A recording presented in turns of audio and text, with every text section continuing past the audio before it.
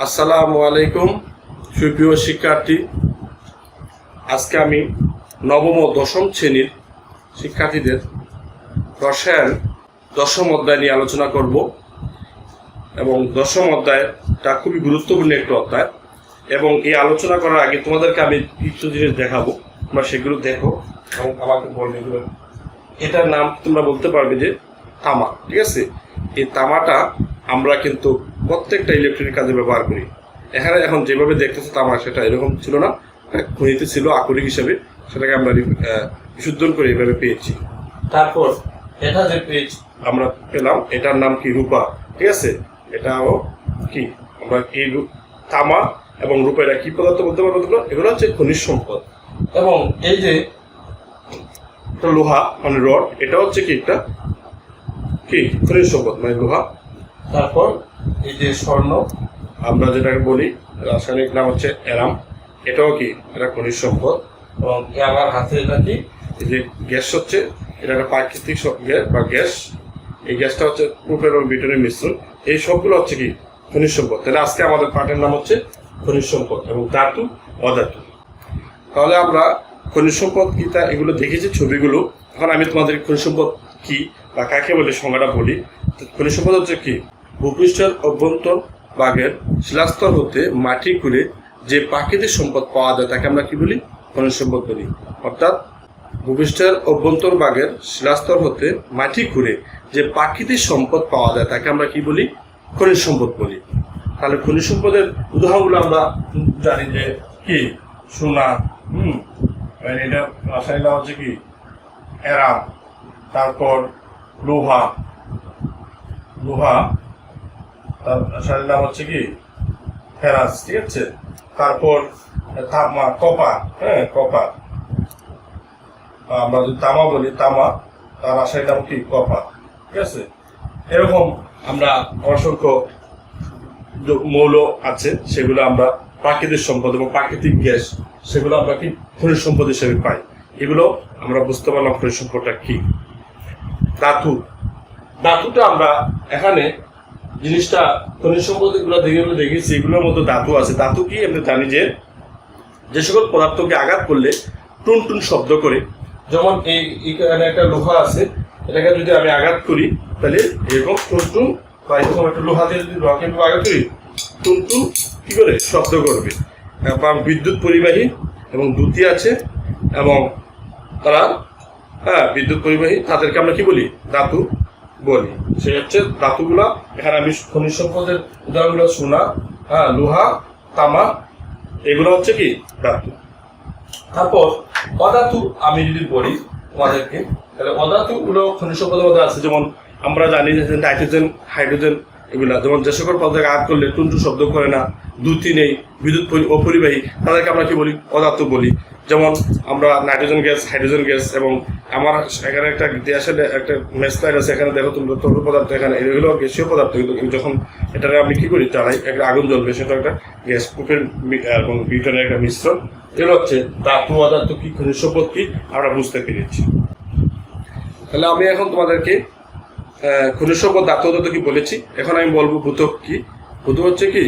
ভূপৃষ্ঠে শিলার যে কঠিন বহিরাবরণ, অর্থাৎ ভূপৃষ্ঠে শিলার যে কঠিন বহিরাবরণ তাকে আমরা কি বলি? ভূত্বক বলি। ভূত্বকের একটা উদাহরণ যদি আমি তোমাদেরকে দেখাই, এই যে দেখো, এই যে মাটি, এটা একটা ভূত্বক। এই ভূত্বকের এই যে উপাদানটা কিন্তু অনেকগুলো উপাদান নিয়ে গঠিত, এবং উপাদানগুলো কত পার্সেন্ট কোনটা কত পার্সেন্ট আছে সেটা আমি তোমাদেরকে দেখাচ্ছি, এবং সেগুলো তোমরা দেখো। এই চিত্রের মাধ্যমে তোমরা দেখতে পারো, একটা চিত্রের মাধ্যমে সবগুলো দেখা আছে। অর্থাৎ তোমরা দেখো প্রথম যে মৌলটা সেটা অক্সিজেন। অক্সিজেনের কত পার্সেন্ট? 46% হচ্ছে কি এই ভূত্বকের উপাদানের মধ্যে, 46% অক্সিজেন।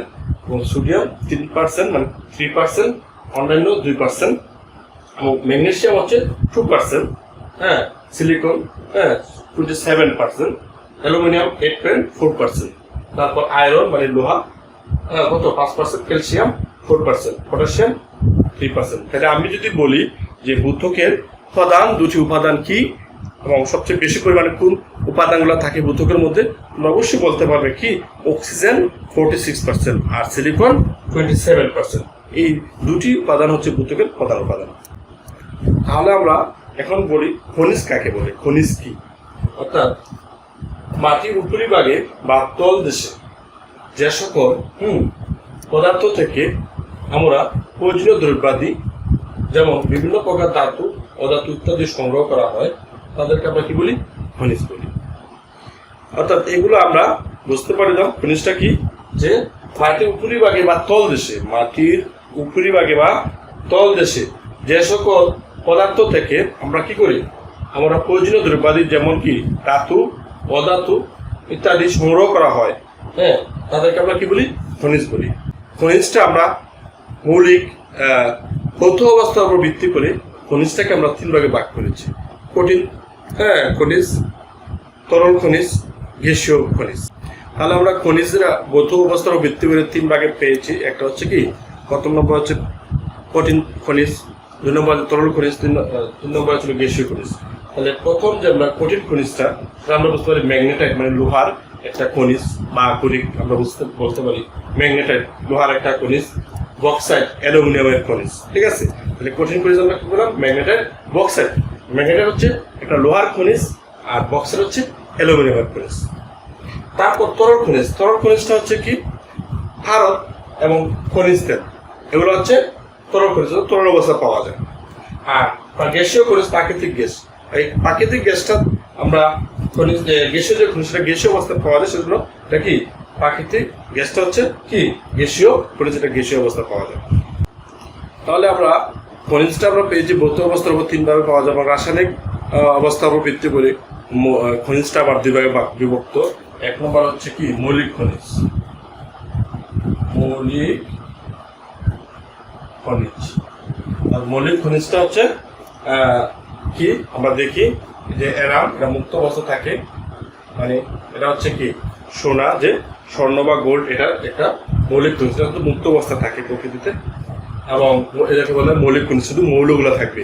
এবং এটা আরেকটা পাওয়া যায় কি প্লাটিনাম, সেগুলো কি পাওয়া যায় মুক্ত অবস্থা থাকে, অর্থাৎ মৌল অবস্থা থাকে, সেটা তারা মৌলিক খনিজ সেটা।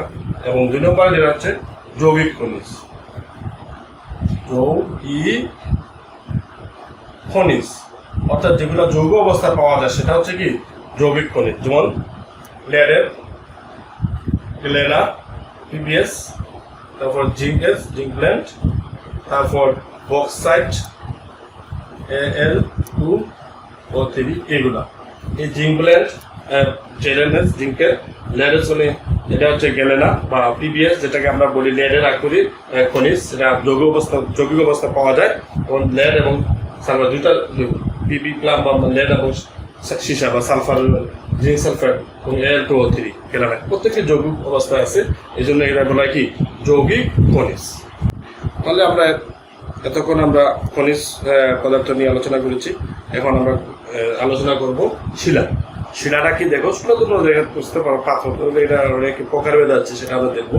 শিলা হচ্ছে কি বিভিন্ন খনিজ পদার্থ মিশ্রিত শক্ত কণার মিশ্রণকে শিলা বলে। অর্থাৎ এগুলো আমরা যে কয়লা, এটা একটা শিলা, বেলে পাথর, এটা একটা শিলা, গ্রানাইট, এটা একটা শিলা। এই যে কয়লা আমি তোমাদেরকে বলেছিলাম, এই যে কয়লা, এই কয়লাটা হচ্ছে এক ধরনের শিলা, এটা একটা রূপান্তরিত শিলা। তারপর গ্রানাইট বা বেলে পাথর, পাথরগুলো সেটা হলো শিলা। এই শিলা প্রকারভেদ আমরা যদি দেখি, শিলা 3 প্রকার। 1 নম্বর আমরা যেটা দিই আগ্নেয় শিলা, শিলা আগ্নেয় শিলা। এবং 2 নম্বরে যেটা দেখি আমরা কি পাললিক শিলা, পাললিক শিলা, ঠিক আছে। তারপর 3 নম্বরে যদি আমরা দেখি রূপান্তরিত শিলা,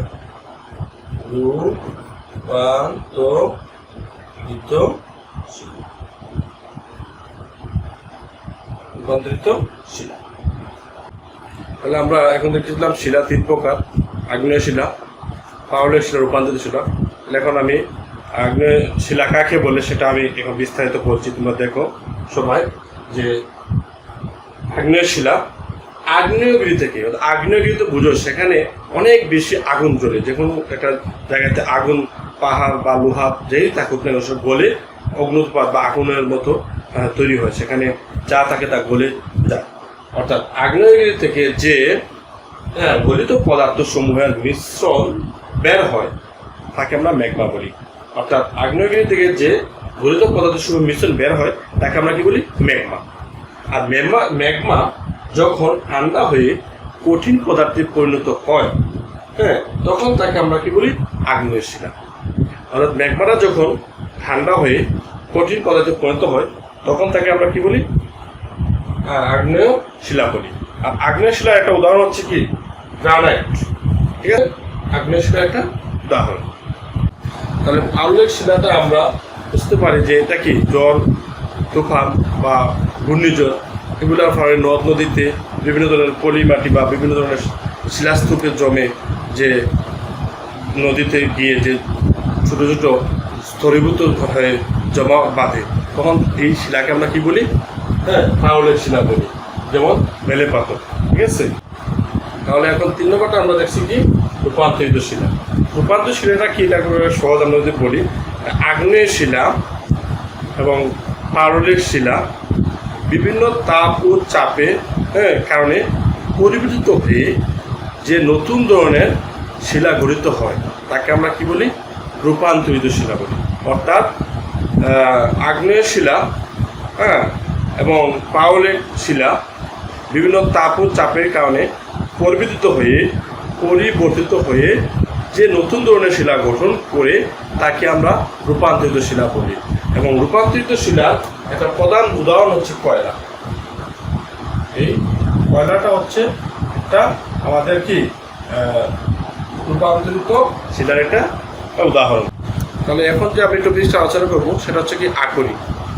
না, আমি আকরিকটা যদি বলি, আকরিকের সংজ্ঞা যদি বলি, যে সকল খনিজ থেকে লাভজনকভাবে ধাতু বা অধাতুকে সংগ্রহ বা নিষ্কাশন করা যায় সে সকল খনিজকে আকরিক বলে।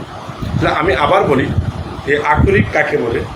যে সকল খনিজ থেকে লাভজনকভাবে ধাতু বা অধাতুকে সংগ্রহ বা কি করা যায়?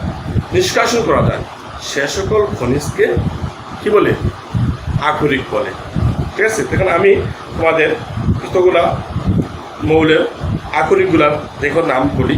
যেমন ধরো লোহার আকরিক। লোহার আকরিক 3টা আছে। একটা যে ম্যাগনেটাইট, তার সংখ্যা হচ্ছে Fe3O4, যেটা খনিজ থেকে পাওয়া যায় আর কি আকরিক হিসাবে। ম্যাগনেটাইট Fe3O4, হেমাটাইট Fe2O3, আবার লিমোনাইটও আছে, সেটা লিখে নেই। এখন ধরো জিঙ্কের আকরিক 2টা এখানে আছে, zinc blend, zinc sulphide, ZnS। আর ক্যালামাইন হচ্ছে কি?